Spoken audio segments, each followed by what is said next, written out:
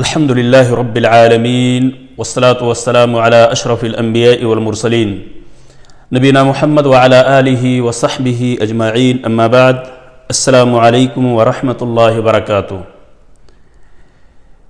میرے پیارے متروں، آج آپ کے سامنے ہم نماز کو پریکٹیکل اور عملی طور پہ پیش کرنے جا رہے ہیں۔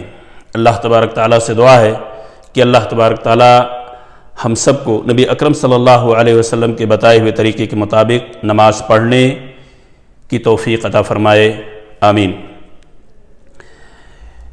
میرے پیارے متروں، نماز آرمبھ کرنے سے پہلے، نماز اسٹارٹ کرنے سے پہلے چند چیزوں کی پشٹی کر لینا ایک نمازی کے لیے ضروری ہوتی ہے۔ اسی میں سے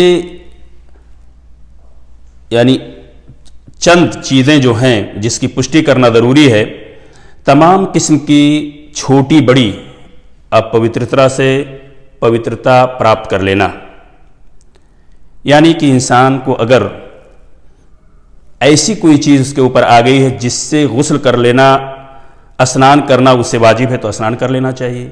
کوئی ایسی چیز اس سے پاس ہے جس سے وضو بھنگ ہو گیا ہے تو اسے وضو کر لینا چاہیے۔ اسی طریقے سے نماز کے وقت کی پشٹی کر لینا کہ نماز کا وقت داخل ہوا یا نہیں۔ جس جگہ نماز پڑھنی ہے اس جگہ کے بارے میں، اس کی پوترتا کے بارے میں علم حاصل کر لینا کہ وہ جگہ جہاں ہمیں نماز ادا کرنی ہے کیا وہ جگہ پاک صاف ہے یا نہیں۔ پاک صاف جگہ پہ نماز پڑھنی چاہیے۔ جسم کے وہ اعضاء جس کی ستر پوشی ضروری ہے انہیں کپڑے سے اس کی ستر پوشی ہونی چاہیے۔ اسی طریقے سے جب آدمی نماز پڑھنے کا ارادہ کرے تو اس سے پہلے اس کے لیے یہ بھی ضروری ہے کہ قبلہ کی پشٹی کر لے اور قبلہ رخ کھڑا ہو۔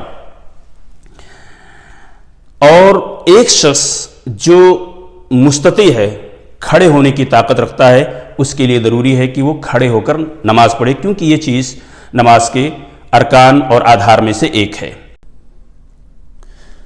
نیت، تو نیت یہ نماز کے آدھار میں سے ایک ہے، اور نیت چونکہ دل کے ارادے کا نام ہے اس لیے اسے زبانی طور پہ ادا کرنا درست نہیں ہے اور نہ ہی اس کا کہیں ثبوت ہے۔ نبی اکرم صلی اللہ علیہ وسلم سے یہ بات کہیں نہیں ملتی ہے کہ آپ نے نماز کی نیت زبانی طور پر کی ہو۔ لہذا ہمارے وہ نمازی بھائی جو نماز کی نیت کرتے ہوئے زبان سے ادا کرتے ہیں وہ درست نہیں ہے۔ نیت دل کے ارادے کا نام ہے، اس لیے نبی اکرم صلی اللہ علیہ وسلم کی اقتداء میں ہمیں اسی پہ اکتفا کرنا چاہیے۔ اب جب ان تمام چیزوں کی پشٹی اور جانکاری ہو گئی تو پھر آدمی نماز پڑھ سکتا ہے۔ امام اور مقتدی سے متعلق چند چیزوں کی وضاحت ضروری ہے کہ اگر ایک مقتدی ہے تو وہ امام کے دائیں جانب بالکل برابر کھڑا ہوگا، امام بائیں سائڈ میں ہوگا، اور اگر ایک سے زیادہ مقتدی ہے تو مقتدی پیچھے والی صف میں کھڑے ہوں گے اور امام آگے ہوگا۔ اور اس طرح سے اگر کوئی عورت ہے جس کے لیے مصلی کوئی خاص نہیں ہے تو اس کے لیے بھی مقتدی جو پیچھے ہیں ان کے پیچھے والی صف میں کھڑی ہو سکتی ہیں۔ اور یہاں ایک چیز کی وضاحت کر دینی ضروری ہے کہ نمازیں دو طرح کی ہیں۔ ایک تو وہ نماز جو سری ہوا کرتی ہے جس میں امام اور مقتدی کی دونوں کی تلاوت سری ہوا کرتی ہے، بآواز بلند نہیں۔ دوسری نماز جہری ہوتی ہے جس میں امام جب نماز پڑھاتا ہے تو وہ سورہ فاتحہ کو اسٹارٹنگ کی شروع کی 2 رکعتوں میں بلند آواز سے پڑھاتا ہے۔ آج ہم آپ کے سامنے جو نماز کا طریقہ پیش کرنے جا رہے ہیں بحیثیت امام پیش کر رہے ہیں۔ اللہ تبارک تعالی ہمیں اور آپ کو نبی اکرم صلی اللہ علیہ وسلم کے بتائے ہوئے طریقے کے مطابق عمل کرنے کی توفیق عطا فرمائے۔ تو اب جب ان تمام چیزوں کی پشٹی ہو گئی ہے تو ہم نماز کی ابتدا کرنے جا رہے ہیں، اور نماز کی ابتدا اسٹارٹنگ تکبیر تحریمہ سے ہوتی ہے۔ جب کوئی شخص تکبیر تحریمہ کر لیتا ہے تو پھر اس کے لیے وہ چیزیں جو نماز خارج نماز جو جائز تھی وہ حرام ہو جاتی ہیں۔ اور تکبیر تحریمہ کہتے ہوئے ہم آپ کے درمیان جب نماز شروع کریں گے اسی دوران آپ کے سے ہم باتیں بھی کریں گے تاکہ نماز کا طریقہ مکمل طور پہ اسپشٹ ہو جائے۔ تو ہم اسٹارٹ کر رہے ہیں۔ نماز کی ابتدا یہیں سے ہوتی ہے، جب انسان باوضو ہو، چل کے مسجد پہنچ گیا ہو اور مؤذن اقامت کر چکا ہے، اب ہم نماز کی ابتدا کر رہے ہیں۔ اللہ اکبر، یہ ہے تکبیر تحریمہ۔ تکبیر تحریمہ کہتے ہوئے رفع یدین کرنا نبی اکرم صلی اللہ علیہ وسلم کی سنت ہے۔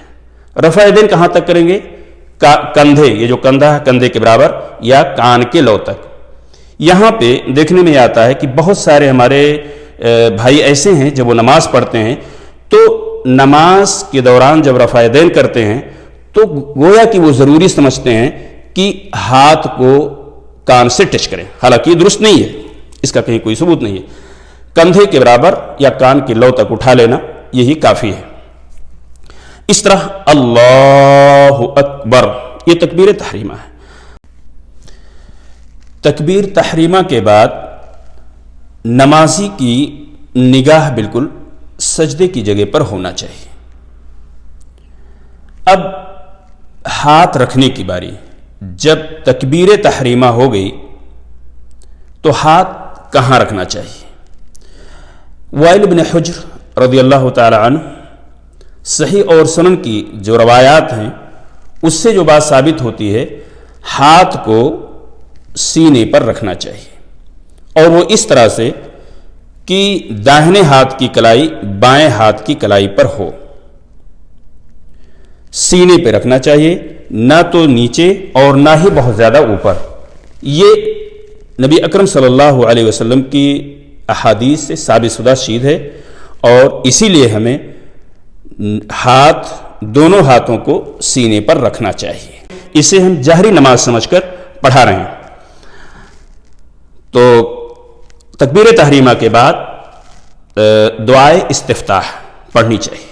دعائے استفتاح سے ایک سے زیادہ دعا نبی کریم صلی اللہ علیہ وسلم سے ثابت ہے، اس میں سے کوئی بھی دعا پڑھ سکتے ہیں۔ اسی میں سے ایک دعا یہ ہے، سبحانک اللہم وبحمدک وتبارک اسمک وتعالی جدک ولا الہ غیرک۔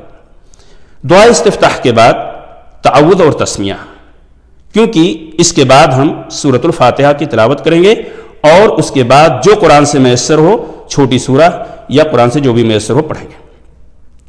تو ہم تعوذ اور تسمیہ کرتے ہیں۔ تعوذ اور تسمیہ بلند آواز سے نہیں بلکہ سری اور پست آواز سے ہونی چاہیے۔ ہم یہاں آپ کے سامنے بلند آواز سے کر رہے ہیں سمجھانے کے لیے۔ اعوذ باللہ من الشیطان الرجیم، بسم اللہ الرحمن الرحیم۔ تعوذ اور تسمیہ کے بعد سورہ فاتحہ ہم پڑھیں گے، اور یہ سورہ فاتحہ بلند آواز سے ہوگی جہری نماز کے اندر۔ الحمدللہ رب العالمین الرحمن الرحیم مالک یوم الدین ایاک نعبد و ایاک نستعین اہدنا الصراط المستقیم صراط الذین انعمت علیہم غیر المغضوب علیہم ولا الضالین آمین۔ جب امام ولا الضالین کہے تو مقتدی کو آمین اس حساب سے کہنا چاہیے کہ مقتدی اور امام کی آمین دونوں مطابق ہوں، ایک ساتھ ہوں، اس سے پہلے نہیں ہونا چاہیے۔ اب جب ہم سورہ فاتحہ پڑھ لیے، سورہ فاتحہ کے بعد ہم قرآن سے جو میسر ہو، فار ایگزامپل ہم سورۃ الاخلاص کو پڑھ رہے ہیں، بسم اللہ کریں گے اور اس کے بعد ہم پڑھیں گے بسم اللہ الرحمن الرحیم قل هو اللہ احد اللہ الصمد لم یلد ولم یولد ولم یکن له کفوا احد۔ سورہ فاتحہ اور اس کے بعد قرآن میں سے جو بھی سورت یا آیت جو پڑھی گئی ہے اس کے بعد رکوع کی باری آتی ہے. اللہ اکبر کہہ کے رفع دین کرتے ہوئے ہم اللہ اکبر رکوع میں جائیں گے. اب رکوع میں جب ہم آئیں تو رکوع میں ہمارے لیے یہاں پہ ضروری ہے کہ ہمارے ہاتھ اس طرح سے گھٹنے کو مضبوطی سے اپنے دونوں ہاتھوں سے ہم پکڑیں اور بالکل مضبوطی سے ہاتھ ہمارے بالکل ٹائٹ ہوں. اس طرح سے کمان کی رسی کی طرح ہمارے ہاتھ نبی کریم صلی اللہ علیہ وسلم کے طریقے کے مطابق ایسا ہونا چاہیے اور مضبوطی سے اس کو پکڑیں. کچھ لوگ رکوع میں اس طرح سے کرتے ہیں, یہ طریقہ غلط نہیں. رکوع میں ہمیں بالکل مضبوطی سے پکڑنا چاہیے اور سر, پیٹھ اور کمر رکوع میں بالکل برابر ہونا چاہیے. نہ تو بہت زیادہ جھکا ہو نہ بہت اٹھا ہو, بالکل اس طرح سے برابر ہونا چاہیے. اب رکوع میں ہم کون سی دعا پڑھیں گے؟ رکوع میں ایک سے زیادہ دعائیں نبی اکرم صلی اللہ علیہ وسلم سے ثابت ہیں. سبحان ربی العظیم, سبحان ربی العظیم, سبحان ربی العظیم ایک بار پڑھنا واجب ہے. اس سے زیادہ 3 مرتبہ 5 مرتبہ جتنا چاہیں پڑھیں, اور جو دعا نبی اکرم صلی اللہ علیہ وسلم سے ثابت ہے وہ تمام دعائیں پڑھی جا سکتی ہیں. اب رکوع کے بعد جب ہم کھڑے ہوں گے تو سمیع اللہ لمن حمدہ کہتے اور رفع یدین کرتے سمیع اللہ لمن حمدہ. اس طرح سے ہمارے جسم کے تمام اعضاء قبلہ کی جانب ہوں گے. رفع یدین کرتے ہوئے رکوع سے جو ہم اٹھیں گے اور اس کے بعد اطمینان سے کھڑے ہو کر جب جسم کے تمام اعضاء اپنی جگہ پہ آ جائیں تو ربنا ولک الحمد حمدا کثیرا طیبا مبارکا فیہ, یہ دعا امام بھی پڑھے گا اور مقتدی بھی پڑھیں گے سمیع اللہ لمن حمدہ کے بعد. اس کے بعد اللہ اکبر کہتے ہوئے ہم سجدے میں جائیں گے. یہاں رفع یدین نہیں کرنا ہے, بلا رفع یدین کرتے ہوئے جب ہم مکمل طور پہ کھڑے ہو گئے, جسم کے تمام اعضاء اپنی جگہ پہ آ گئے, پھر ہم اللہ اکبر کہتے ہوئے سجدے میں جائیں گے. اللہ اکبر. اب یہاں سجدے میں سجدہ جاتے ہوئے سب سے پہلے کیا رکھنا چاہیے ہمیں؟ تو دلائل کی تقویت کے حساب سے جو بات اور راجح قول کے مطابق جو بات سمجھ میں آتی ہے, سب سے پہلے ہاتھ رکھنا چاہیے. اور سجدہ نبی اکرم صلی اللہ علیہ وسلم نے فرمایا کہ ہمیں 7 اعضاء پر سجدہ کرنے کا حکم دیا گیا ہے. تو 7 اعضاء پر ہم سجدہ کریں گے. 7 اعضاء میں سے پیشانی اور ناک ایک, دونوں ہاتھ, دونوں گھٹنے اور دونوں پیر, اس طرح سے 7 اعضاء ہو جا رہے ہیں. 7 اعضاء پہ سجدے کریں گے اس طرح سے. اور سجدے میں جو دعا پڑھی جائے گی سبحان ربی الاعلی, سبحان ربی الاعلی, سبحان ربی الاعلی. ایک سے زیادہ دعائیں نبی کریم صلی اللہ علیہ وسلم سے سجدے میں بھی ثابت ہیں, وہ تمام دعائیں پڑھی جا سکتی. اور سجدہ چونکہ اللہ کے رسول صلی اللہ علیہ وسلم نے فرمایا کہ بندہ سب سے زیادہ نزدیک اپنے رب سے اس وقت ہوتا ہے جب سجدے میں ہوتا ہے, تو سجدے میں زیادہ سے زیادہ دعائیں مانگنی چاہیے. اب یہاں سے سجدہ میں جب ہم دعائیں پڑھ لیں, اس کے بعد اللہ اکبر. اللہ اکبر کہتے ہوئے ہمیں اپنے دونوں ہاتھوں کو گھٹنے اور ران پہ رکھتے ہوئے گھٹنے کے پاس رکھنا چاہیے. اور یہ پہلا سجدہ ہے. پہلے سجدے سے اٹھنے کے بعد جب ہم بیٹھیں گے تو یہاں پہ جو دعا پڑھی جاتی ہے, ایک سے زیادہ دعائیں یہاں بھی ثابت ہیں, رب اغفر لی, رب اغفر لی, رب اغفر لی. یہ دعا پڑھ کے اب یہاں بیٹھنے کا طریقہ کیا ہے؟ بیٹھنے کا طریقہ یہ ہے کہ بائیں پیر پہلا سجدہ کرنے کے بعد بائیں پیر کو بچھائیں گے اور اس طرح سے اس پہ ہم بیٹھیں گے. پہلا سجدہ کمپلیٹ ہوا, دعا ہم نے پڑھ لی, اب اس کے بعد دوسرے سجدے کے لیے جائیں گے. اللہ اکبر. یہاں بھی وہی دعا پڑھیں گے جو اس سے پہلے ہم نے پڑھی تھی. ایک بار پڑھنا واجب ہے, 3 بار 5 بار جتنا چاہیں اپنے, اور جو دعا ثابت ہے ان دعاؤں کو پڑھنا چاہیے اور زیادہ سے زیادہ دعا کرنا چاہیے جیسا کہ اللہ کے رسول صلی اللہ علیہ وسلم کی حدیث میں وارد ہے. سجدے میں یہ بات ضرور آپ ذہن میں رکھیں کہ سجدہ میں ہاتھ اس طرح سے نہیں ہونا چاہیے.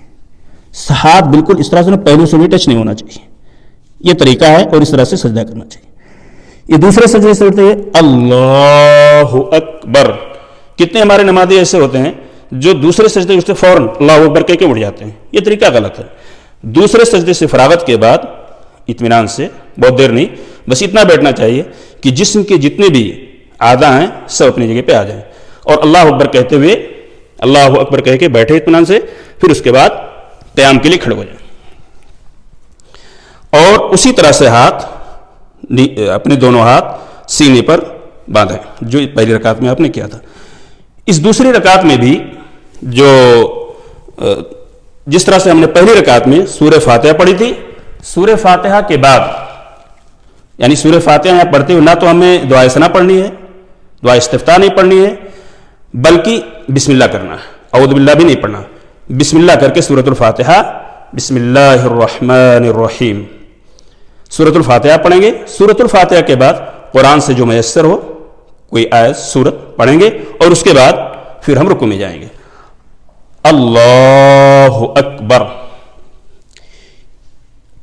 بعین ہی رکوع اسی طرح ہم کریں گے دوسری رکعت میں جس طرح ہم نے پہلی رکعت میں کیا ہے۔ اسی طرح سے ہاتھ بالکل مضبوطی سے گھٹنوں کو پکڑیں گے، کمر اور سر اور پیٹھ بالکل برابر ہوگی۔ یہاں بھی سمع اللہ لمن حمیدہ کہتے ہوئے جسم کے تمام اعضاء جو اپنی جگہ پہ آ جائیں گے، پھر یہاں سے ہم سجدے میں جا رہے ہیں۔ اللہ اکبر، سبحان ربی الاعلی سبحان ربی الاعلی سبحان ربی الاعلی، اللہ اکبر۔ پہلے سجدے کے بعد جب ہم بیٹھیں گے وہی دعا پڑھیں گے جس طرح ہم نے پہلی رکعت کے پہلے سجدے کے بعد ہم نے پڑھی تھی۔ تو پہلے سجدے سے اٹھنے کے بعد یہاں پہ ہم رب اغفر لی رب اغفر لی رب اغفر لی پڑھیں گے، اور پھر دوسری رکعت کے لیے جائیں گے دوسرے سجدے کے لیے اللہ اکبر، یہاں پہ وہی دعا پڑھیں گے جو اس سے پہلے سجدوں میں ہم نے پڑھی، اور اللہ اکبر کہتے ہوئے پھر ہم بیٹھیں گے۔ یہ تشہد ہے، اسے تشہد کہتے ہیں۔ تشہد میں بیٹھنے کا طریقہ یہی ہے، بائیں پیر کو بچھا کے اس طرح سے ہم بیٹھیں گے۔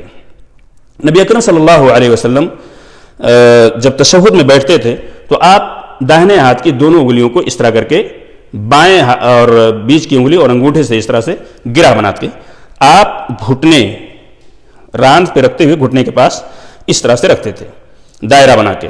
تو ہمیں بھی اس طرح رکھنا چاہیے، اور دوران دعا نبی اکرم صلی اللہ علیہ وسلم سے ثابت ہے کہ آپ انگلی کو حرکت کیا کرتے تھے۔ اب تشہد میں کون سی دعا ہمیں پڑھنی چاہیے؟ تو اگر یہ تشہد اول ہے، جس طرح 3 رکعت والی نماز جیسے مغرب کی نماز ہے، اور 4 رکعت والی نماز جو ہے اس میں اگر یہ تشہد اول ہے تو اس میں التحیات پڑھ کر کھڑے ہو جائیں گے تیسری رکعت کے لیے۔ اور اگر یہ تشہد اخیر ہے تو تشہد اخیر میں جیسا کہ ابھی ہم بتائیں گے، اگر یہ فجر کی نماز ہے اور یہ تشہد اخیر ہے تو تشہد اخیر میں التحیات کے ساتھ درود شریف پڑھنا انیوار اور واجب ہے۔ تشہد میں التحیات التحیات للہ والصلوات والطیبات السلام علیک ایہا النبی ورحمۃ اللہ وبرکاتہ، السلام علینا وعلی عباد اللہ الصالحین، اشہد ان لا الہ الا اللہ واشہد ان محمدا عبدہ ورسولہ۔ اب اگر یہ نماز 2 رکعت والی ہے، مثلا فجر کی نماز، تو فجر کی نماز کے لیے ہم اس کے علاوہ اور بھی دعائیں پڑھیں گے، لیکن اگر یہ نماز 3 یا 4 رکعت والی ہے، جیسے 3 رکعت کی نماز جیسے مغرب کی نماز ہے، تو مغرب کی نماز کے لیے ہم التحیات پڑھ کے تیسری رکعت کے لیے کھڑے ہو جائیں گے۔ ظہر اور عصر یا عشاء کی نماز ہے، اس کے لیے بھی ہمیں تیسری رکعت کے لیے کھڑا ہونا پڑے گا تحیات پڑھ کے۔ لیکن اگر یہ فجر کی نماز ہے تو التحیات پڑھنے کے بعد ہم اور بھی جو دعائیں درود شریف، اللہم صلی علی محمد وعلی آل محمد کما صلیت علی ابراہیم وعلی آل ابراہیم انک حمید مجید، اللہم بارک علی محمد وعلی آل محمد کما بارکت علی ابراہیم وعلی آل ابراہیم انک حمید مجید۔ اس طرح اور بھی دعائیں اللہ کے رسول صلی اللہ علیہ وسلم سے ثابت ہے، اللہم انی ظلمت نفسی ظلما کثیرا ولا یغفر الذنوب الا انت فاغفر لی مغفرۃ من عندک وارحمنی انک انت الغفور الرحیم، اللہم انی اعوذ بک من عذاب جہنم واعوذ بک من عذاب القبر واعوذ بک من فتنۃ المسیح الدجال واعوذ بک من فتنۃ المحیا والممات۔ اس کے علاوہ جو بھی دعائیں ثابت ہیں، کیونکہ تشہد میں دعا قبول ہوتی ہے اس لیے دعا پڑھنی چاہیے۔ اور اس کے بعد یہ 2 رکعت والی نماز ہے، مثلا فجر کی نماز ہے، تو السلام علیکم ورحمۃ اللہ السلام علیکم ورحمۃ اللہ، دعا سے فراغت کے بعد سلام پھیریں گے۔ یہاں پہ ایک چیز اور جان لینا ضروری ہے، جب یہ ہماری 2 رکعت والی نماز رہی تو ہم سلام پھیر دیے، لیکن اگر 3 یا 3 سے زیادہ 4 والی نماز رہی تو التحیات پڑھ کے ہم اب کھڑے ہو جائیں گے اللہ اکبر کہتے ہوئے، یعنی یہ ہماری تیسری رکعت ہوگی۔ اب تیسری رکعت میں ہم جب کھڑے ہوں گے تو رفع یدین کرتے ہوئے، جیسا کہ ابن عباس رضی اللہ تعالیٰ عنہ کی حدیث کے اندر موجود ہے کہ نبی اکرم صلی اللہ علیہ وسلم جب تیسری رکعت کے لیے کھڑے ہوتے تھے تو رفع یدین کرتے تھے، یہاں تک کان یا کندھے کے برابر اٹھائیں گے، اور یہ تیسری رکعت ہماری ہوگی۔ تیسری رکعت میں چاہے وہ نماز سری ہو یا جہری ہو، ہر ایک میں سورہ فاتحہ جو پڑھی جائے گی وہ بلند آواز سے نہیں پڑھی جائے گی، بالکل سری، بس اتنا ہو کہ آدمی کو پتہ چلے کہ ہاں وہ پڑھ رہا ہے، مثلا الحمدللہ